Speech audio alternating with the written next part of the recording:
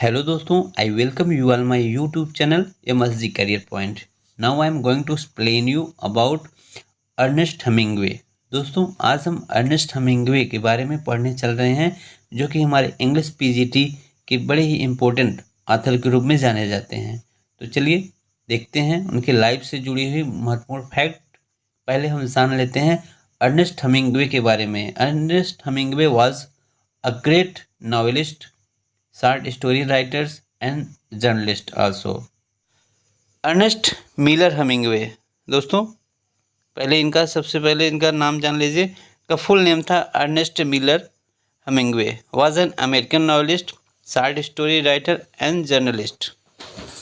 He got Nobel Prize in literature in 1954। 1954 में इनको Nobel prize मिला था लिटरेचर के लिए, है ना।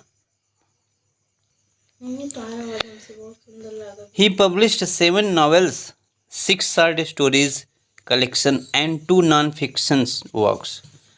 तो अर्नेस्ट हेमिंग्वे ने टोटल मिला करके 7 नॉवेल्स लिखे और 6 शॉर्ट स्टोरी लिखी थी, जो कि शॉर्ट स्टोरीज का कलेक्शन था, एंड 2 नॉन फिक्शन वर्क्स था, है ना। एंड नेक्स्ट फैक्ट देखते हैं। His additional works were published posthumously, that's included 3 novels. 3 novel ऐसे थे जो इनके मृत्यु के पश्चात पब्लिश हुए थे, एंड 4 शॉर्ट स्टोरी कलेक्शन पोस्टहुमसली आया, एंड 3 नॉन फिक्शन। इसको आप याद रखें। 3 नावल्स, अभी कौन कौन से नावल हैं उसकी चर्चा हम आगे करने वाले हैं। तो 3 novel, 4 short story collection and 3 non fiction, यह पोस्टहुमसली पब्लिश हुआ था। और his wartime experience of First World War first formed the basis of his novel A Farewell to Arms। देखिए, इनका एक नावल, बड़ा ही महत्वपूर्ण नावल आया, A Farewell to Arms, 1929 में आया, जो कि उनके वर्ल्ड वॉर फर्स्ट के दौरान युद्ध की जो एक्सपीरियंस थी, अपने एक्सपीरियंस को उन्होंने शेयर किया है इस नावल में। अ फेयरवेल टू आर्म्स 1929 में आई, फर्स्ट वर्ल्ड वॉर की एक्सपीरियंस को इसमें शेयर किया गया है। He published his first novels in 1926, The sun also Rises. उनकी पहली नावल 1926 में सन आल्सो राइजेज, बड़ा ही इम्पोर्टेंट वर्क था। In 1940 he wrote another novel for whom the bell tolls, और 1940 में उनका दूसरा नावल आया, for whom the bell tolls.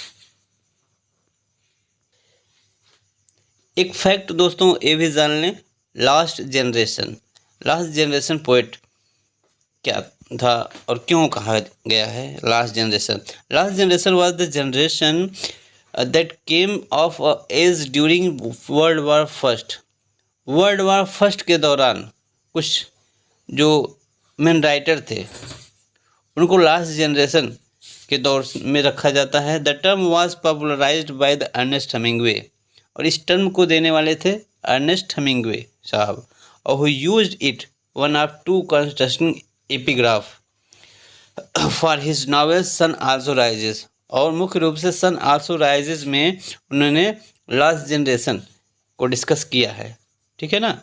और इसके बाद मेन मोस्ट इम्पोर्टेंट फैक्ट है कि लास्ट जनरेशन में कौन कौन से लोग, लास्ट जनरेशन राइटर्स में मुख्य रूप से F Scott Fitzgerald, T S. Eliot, James Joyce, John Steinbeck, William Faulkner, Franz Kafka, Aldous Huxley, Henry Miller, ये मुख्य रूप से इनका नाम लिया जाता है लास्ट जनरेशन कवियों में। ठीक, तो चलिए आगे बढ़ते हैं और देखते हैं मुख्य बातें और क्या थी। The old man and the she was published 1952। इस डेट को दोस्तों याद रखेंगे। Old man and the she was published in 1952, 1952 में आया। And 1961 he committed suicide. देखिए, ये बहुत ही महत्वपूर्ण फैक्ट है। 1961 में अर्नेस्ट मिलर हेमिंग्वे ने खुद को शूट आउट कर लिया और कमिटमेंट सुसाइड कमिटमेंट कर लिया। मीन्स अपने ही हाथों से खुद को गोली मार के उसने अपनी जीवन लीला समाप्त कर दी थी। उसके पहले उन्होंने 4 मैरिज किया, 4 शादियाँ की, 4 बार उनकी शादियाँ हुई थी। In 1933, Hemingway visited East Africa and 10-week trip provided the material for the Green Hill of Africa। उनका यह भी वर्क है ग्रीन हिल्स ऑफ अफ्रीका, जो कि 1933 के दौरान ईस्ट अफ्रीका 10 वीक तक 10 सप्ताह तक ईस्ट अफ्रीका के टूर के दौरान उन्होंने सारे के सारे वर्ड को ग्रीन हिल्स ऑफ अफ्रीका में इंक्लूड किया है। As well as for the short story The Snow of Kilimanjaro, और इसी तरीके से उनकी एक शॉर्ट स्टोरी भी आई The Snow of Kilimanjaro and Short happy life of Francis Macomber. ये सारी रचनाएं उन्होंने ईस्ट अफ्रीका के ट्रिप के दौरान राइट किया था। आगे, while he was in Spain in 1937 he produced To Have and Have Nots। 1937 में स्पेन में रहते हुए इन्होंने To Have and Have Not नामक रचना की। And in 1937 Hemingway road his only play the fifth column. इसको अभी ध्यान में रखना है दोस्तों। द फिफ्थ कॉलम उनकी ओनली वन एक सिंगल प्ले थी, द फिफ्थ कॉलम, जो कि 1937 में आई। ठीक। इन 1947 he was awarded a bronze star for his bravery during World war second. अब वर्ल्ड वॉर सेकंड के दौरान उन्हें जो बहादुरी दिखाई उसके लिए उनको 1947 में ब्रॉन्ज स्टार ब्रेवरी अवार्ड से सम्मानित किया गया। ठीक। नेक्स्ट फैक्ट क्या है? In January 1946 he began work on the garden of Eden. 1946 में इन्होंने गार्डन ऑफ ईडन नामक वर्क को लिखना प्रारंभ कर दिया। He also began works on the trilogy tentatively title the land the sea the air. देखिए, ये बड़ा ही महत्वपूर्ण फैक्ट है दोस्तों।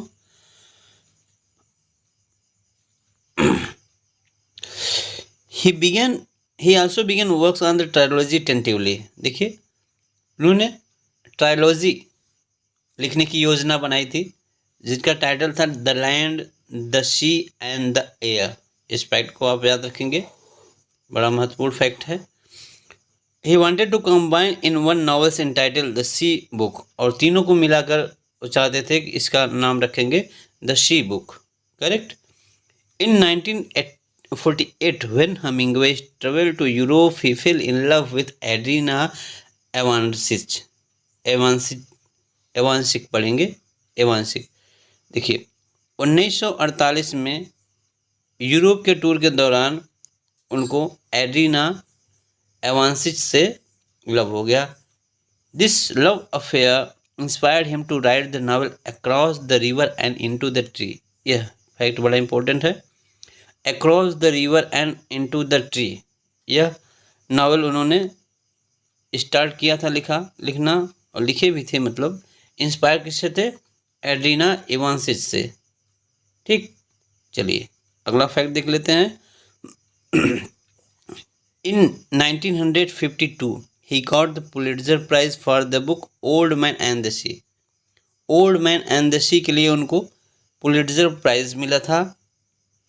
Hemingway said about his book that it was the best I can write ever for all my life। इस fact को देखिए, बड़ा इम्पोर्टेंट, मोस्ट इम्पोर्टेंट फैक्ट है। मोस्ट इम्पोर्टेंट मैं कहूँगा।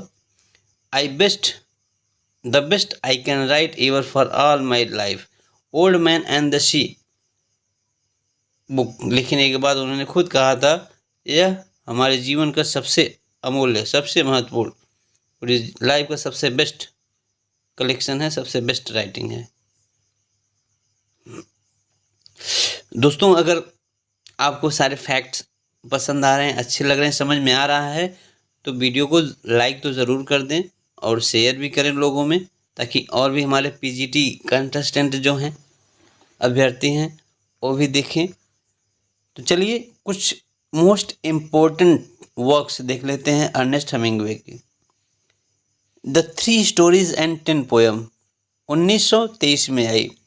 इंडियन कैंप 1926 में आई थी, जो कि एक शॉर्ट स्टोरी थी। द सन आल्सो राइजेस 1926 में आया। इसे फिएस्टा भी कहते हैं, इस बात को आप याद रखेंगे। फिएस्टा एग्जाम में आ भी चुका है। फिएस्टा सन आल्सो राइजेस 1926 में आई और इसे फिएस्टा टाइटल के नाम से भी जानते हैं, फिएस्टा। फेयरवेल टू आर्म्स 1929 1929 में आई। Farewell to arms. Death in the afternoon 1932 में आई थी। Short happy life of Francis Macomber 1935 में आई थी। Short happy life of Francis Macomber. To have and have not 1937 में आई। To have and have not. Next point, for whom the bell tolls, for whom the bell tolls 1940 में आई। 1940 में आती है for whom the bell tolls. The old man and the सी, इस date को आप याद रखेंगे, इस डेट को याद रखेंगे, क्योंकि old man and the sea के ऊपर ही अर्नेस्ट हेमिंग्वे को पुलिट्जर प्राइज़ मिला था। कब मिला था? 1951 में लिखा गया, 1952 में पुलिट्जर प्राइज़ से सम्मानित किया गया। अ मूवेबल फीस्ट पब्लिश्ड पोस्थुमसली इन 1964, 1964 में अ मूवेबल फीस्ट आता है, जो कि पोस्थुमसली पब्लिश हुआ था, मतलब उनके मृत्यु के बाद, क्योंकि उनकी मृत्यु हो गई थी 1961 में। वो भी सुसाइड कर लिया था इन्होंने। ठीक, चलिए अगला कुछ और देखते हैं। Across the river and into the trees, across the river and into the trees 1950 में आई। The garden of Eden 1986, 1986 under Kilimanjaro 2005 में पब्लिश्ड हुआ था। 2005 में पब्लिश्ड हुआ। कुछ शॉर्ट स्टोरीज कलेक्शन है। In our time 1925 in our time. Man at war 1942 में आई। Man at war. Every man's library the collected story, every man's library एक स्टोरी कलेक्शन था, जो कि 1995 में पब्लिश हुआ था। वो भी आप समझ सकते हैं पोस्थुमसली पब्लिश हुआ है, क्योंकि उनकी डेथ तो 1961 में हो गई और 1995 में आई है, तो पोस्थुमसली हो गया। नॉन फिक्शन, कुछ नॉन फिक्शन थे। देखिए, the green Hills of Africa, green Hills of Africa 1935 में आई, जो कि एक ऑटोबायोग्राफिकल वर्क माना जाता है। अ मूवेबल फीस्ट कब आई? 1964 में आई। अ मूवेबल फीस्ट एक मेमोयर, एक संस्मरण के रूप में है। अब आगे देख लेते हैं कुछ महत्वपूर्ण जो उनके नावल्स हैं, उनके बारे में कुछ देखेंगे, हम पढ़ेंगे, जो कि इम्पोर्टेंट होता है एग्जाम पॉइंट ऑफ व्यू से। काफ़ी इम्पोर्टेंट पॉइंट को हम यहाँ पर प्रैक्टिस करेंगे, सीखेंगे। Sun also, the sun also rises 1926 and another title is fiesta. Sun also rises को फिएस्टा के नाम से भी जानते हैं। देखिए, this novels of Hemingway is about a group of American and British expatriate who travels from Paris to the festival of San Fermin in Pamplona to watch the running bulls and bulls fighting। देखिए, ये story किसके बारे में है? जो Hemingway ने the sun also rises लिखा, जिसको फिएस्टा नाम से भी पब्लिश किया कराया गया था बाद में चल के। ये अमेरिकन और ब्रिटिश एक्सपेट्रिएट, एक्सपेट्रिएट मीन्स होता है प्रवासी, अमेरिकन और ब्रिटिश प्रवासी, जो कि फ्रांस से पेरिस से ट्रेवल करके गए थे। कहाँ पे? पैम्प्लोना में। क्यों? क्योंकि वहाँ पर सैन फर्मिन इसको याद रखेंगे। सैन फर्मिन एक महोत्सव था, एक फेस्टिवल में शामिल होने गए लोग। और सैन फर्मिन कौन सा फेस्टिवल था? इसमें बुल और बुल फाइट्स शो होता था, है ना। बुल फाइटिंग की जाती है इस महोत्सव में, वो दिखाया गया है सन आल्सो राइजेज में। देखिए 1927 London publishing house publish the novel with the title of fiesta. देखिए 1926 में सन आल्सो राइजेज नाम से आई, और 1927 में लंदन में पब्लिश हुआ, लंदन पब्लिशिंग हाउस के द्वारा फिएस्टा टाइटल के नाम से पब्लिश हुआ था। Since then it is continuously in print with the same title, और तब से लगातार फिएस्टा नाम से ही ये पब्लिश होता रहा। ठीक, 1926 में द सन आल्सो राइजेस के नाम से पब्लिश हुआ, और 1927 में लंदन पब्लिशिंग हाउस के द्वारा फिएस्टा नाम से टाइटल प्रदान किया गया, पब्लिश कराया गया। Hemingway parents present the notion of last generation in it. और अगर पूछा जाता है आपसे कि लास्ट जनरेशन जो इनका नोशन था वो किस नावल में आया, तो द सन आल्सो राइजेज में ही इन्होंने लास्ट जनरेशन नोशन विचारधारा दिया। ठीक, the novels is about a love story between the protagonist American Jack Barnes. देखिए नावल में क्या है, एक American protagonist Jack Barnes and a man whose war wounds has made him important, and the promiscuous divorced Lady Brett Ashley। Lady Brett Ashley, इतना आप दो नाम याद रखिए, American Jack Barnes and Lady Brett Ashley, दोनों के बीच की प्रेम कहानी का वर्णन किया गया है। जैक बर्नीज क्या है, ए वार में वुंडेड है ना, ओ वार में वुंडेड है, घाव लगा हुआ है, चोटिल है। और जो कि लेडी ब्रेट एशले क्या है, डाइवोर्स महिला है। बस दो नाम आप याद रखिए, एग्जाम में आ सकता है। जैक बर्नीज किस नावल में है, तो इस नाम को आप बता देंगे, द सन आल्सो राइजेज। और लेडी ब्रेट एशले किस नावल में पाई जाती है, तो the sun also rises.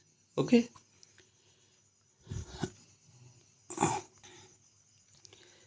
Second महत्वपूर्ण रचना उनकी थी, देखिए अ फेयरवेल टू आर्म्स, 1929 में आई a farewell to arms.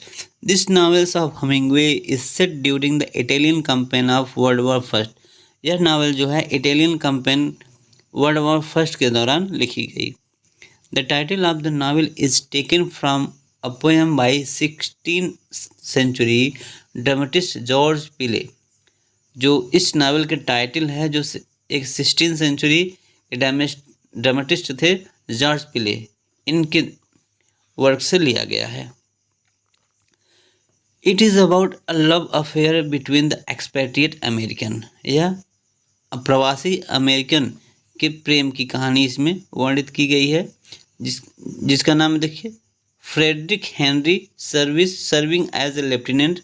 Frederick Henry है जो कि एक लेफ्टिनेंट के रूप में सर्विस करता है इन द एम्बुलेंस कॉर्प्स। कहाँ पे, एम्बुलेंस कॉर्प्स में।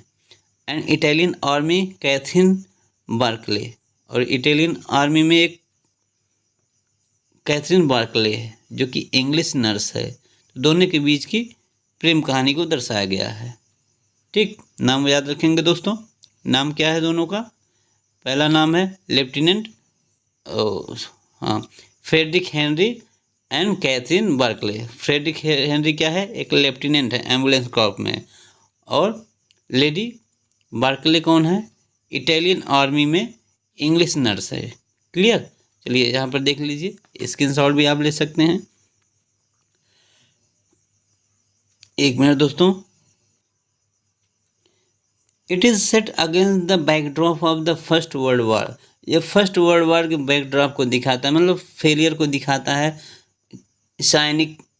Cynical soldier fighting and displacement of the population. और साइनिकल सोल्जर, साइनिकल मीन्स होता है सन की सोल्जर के बारे में, जो मारने पर एकदम तुले हुए थे, फाइटिंग करने पे एकदम तुले हुए थे। डिस्प्लेसमेंट ऑफ द पॉपुलेशन, और जनसंख्या के बारे में बताता है कि लोग इधर से उधर डिस्प्लेस हो रहे थे उस दौरान।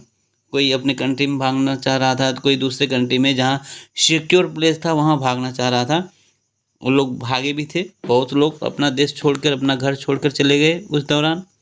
तो वो सब दिखाया गया है। The novel is divided into 5 books. यह नावल जो है 5 बुक में डिवाइडेड है, इस बात को आप याद रखेंगे, 5 बुक में डिवाइडेड है। Affair to arms.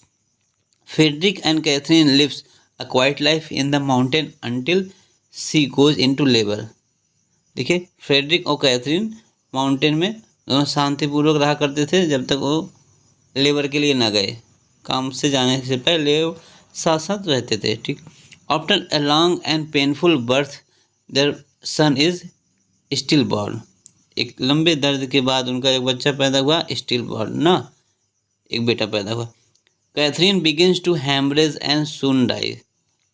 लेकिन कैथरीन जो हैमरेज की शिकार हो गई, हैमरेज बीमारी की शिकार हो गई और जल्दी उनकी मृत्यु भी हो गई। Frederic return to his hotel in rain and when the novel end. और उसके बाद फ्रेडरिक जो है, बरसात का समय था, अपने होटल में लौट जाता है और नावल की समाप्ति हो जाती है ना। कैथरीन मर जाती है और फ्रेडरिक अपने होटल में लौट आता है, नावल ख़त्म हो जाता है। अगला देखिए, कुछ फेमस, इसमें फेमस कोट है। When you love you wish to do think for, you wish to sacrifice for, you wish to serve. कहा गया है, जब आप प्यार करते हैं आप कुछ भी कर गुजरने के लिए तैयार होते हैं। विश टू सेक्रीफाइस, कुछ भी बलिदान करने के लिए तैयार रहते हैं। विश टू सर्व, आप हर तरीके से सेवा करने के लिए तैयार रहते हैं, है ना। बड़ा ही पॉपुलर, बड़ा ही अच्छा इम्पोर्टेंट कोट है। But life's not hard to manage when you have nothing to lose. देखिए, यह कोट बहुत प्यारी कोट है। When you have nothing to lose, जब आपके पास खोने के लिए कुछ नहीं रहता। But life not hard to manage, तो जीवन मैनेज करने में कठिनाई नहीं होती। जीवन को मैनेज करने में कठिनाई नहीं होती जब आपके पास खोने के लिए कुछ नहीं रहता। All thinking men's are atheist. क्या कहा है हेमिंगवे ने? कहा कि ऑल थिंकिंग मैंस, जो व्यक्ति सोचते हैं, सभी सोचने वाले, चिंतन करने वाले व्यक्ति एथेस्ट होते हैं, मीन्स नास्तिक होते हैं। तो कोट को आप ध्यान देंगे दोस्तों, तीनों कोट्स बड़े पॉपुलर हैं। चलिए आगे बढ़ते हैं। देखिए, एक अनदर उनका वर्क था डेथ इन द आफ्टरनून, जो कि 1932 में आई। डेथ इन द आफ्टरनून, आप इनके कंपोजिशन को भी याद रखें, एग्जाम में आता है कि 4 दे देगा, कहेगा ये किसकी रचना है, या फिर इसमें से अर्नेस्ट हेमिंग्वे की रचना कौन है। तो इसलिए इस बात को भी ध्यान दें, क्योंकि एग्ज़ाम में बहुत डीप नहीं पूछता, बेसिक नॉलेज पूछा जाता है ना। In it is non fictions by Hemingway but the ceremony and tradition of Spanish bull fighting. इसमें भी स्पेनिश ट्रेडिशन के अकॉर्डिंग बुल फाइटिंग को दिखाया गया है। ठीक। Death in the afternoon. चलिए आगे बढ़ते हैं। To have and have not 1937 में आई, 1937 में आई to have and have not. In this novel Hemingway revealed a new attitude of mind. इस नावल में हेमिंग्वे ने दिमाग की एक नई विचारधारा को दिखाया है। That solutions to the ill of the world, जिससे दुनिया की बीमारी का सॉल्यूशन निकले। इसमें कुछ ऐसा विचार दिखाया जिससे दुनिया की परेशानियों का हल निकले। And be the discover through collective social action, जिससे सामाजिक एक्शन को फ़ायदा मिले। कहने का मतलब सामाजिक प्रयास के द्वारा समाज की बुराई को ख़त्म किया जाए, ऐसा फैक्ट इन्होंने to have and have not में बताया है। आई होप आप समझ गए हमारी बात को। चलिए आगे बढ़ते हैं। For whom the bell tolls, for whom the bell tolls। 5 number, for whom the bell tolls 1940 में आई थी। किसके बारे में है, इसको जरा सा आप जान लें। This novel tells the story of Robert Jordan. देखिए, रॉबर्ट जॉर्डन एक मेन कैरेक्टर है यहाँ पे। A young American in the international brigade, जो कि एक यंग अमेरिकन इंटरनेशनल ब्रिगेड है ना, एक नौजवान है, अमेरिकन इंटरनेशनल ब्रिगेड में है, मीन्स सेना में है। Attach to a republican guerrilla unit, जो कि रिपब्लिकन गुरिल्ला यूनिट का सदस्य है। During the Spanish civil war, Spanish civil war के दौरान इंटरनेशनल ब्रिगेड का सदस्य था जॉर्डन, है ना, उसमें गोरिल्ला युद्ध किया जाता था। दोस्तों गोरिल्ला युद्ध क्या होता है कि यहाँ पर छिप कर वार किया जाता है, दुश्मन को लोग छिपे रहते हैं और दुश्मन पर पीछे से अटैक करते हैं ना, जहाँ जिसको पाए वही मार दिया जाए, इसे कहते हैं गोरिल्ला युद्ध। तो गोरिल्ला वार का एक सदस्य था जॉर्डन। ठीक, Robert is assign to blow up the bridge during an attack on city. देखिए सिटी पे एक अटैक हो रहा था, उस अटैक के दौरान रॉबर्ट नाम के व्यक्ति को वहाँ के ब्रिज को उड़ाने का जिम्मा दिया गया था, है ना, ब्रिज को उड़ाने का जिम्मा दिया गया, उड़ाने की रिस्पॉन्सिबिलिटी दी गई। The books title is taken from the metaphysical poets John Donne devotion upon emergent occasion. जो बुक का टाइटल है for whom the bell tolls, यह मेटाफिजिकल पोइट जॉन डन के द्वारा लिखी गई डिवोशन अपॉन इमरजेंट ओकेजन, यहाँ से इस टाइटल को लिया गया है। इस बात को आप ध्यान रखेंगे। ठीक, और बस दो बातें याद रखना है। रॉबर्ट जॉर्डन कौन है? रॉबर्ट जॉर्डन कौन है? एक यंग अमेरिकन इंटरनेशनल ब्रिगेड है, जो कि स्पेनिश सिविल वार के दौरान गुरिल्ला वार का एक यूनिट का सदस्य है ना, वहाँ का सदस्य है, जिसको वहाँ एक ब्रिज को उड़ाने की जिम्मेदारी दी जाती है ना। स्पेन के इस ब्रिज को, यहाँ तक समझिए, स्पेन के एक ब्रिज को उड़ाने की जिम्मेदारी दी जाती है, मीन्स वो डैमेज कर दिया जाए, बम से उड़ा दिया जाए रॉबर्ट को। रॉबर्ट कौन है? रॉबर्ट जॉर्डन वही है। चलिए आगे बढ़ते हैं और अब हम देख लेते हैं the old man and the sea. The old man and the sea सबसे पॉपुलर वर्क रहा। The old man and the sea 1951 में आई थी। He got Pulitzer prize for his this novel in 1953।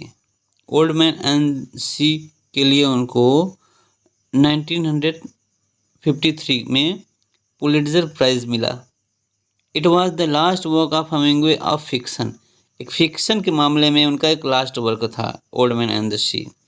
The novel is centred upon Santiago. Novel किस पे केंद्रित है? Santiago नाम के व्यक्ति पर है।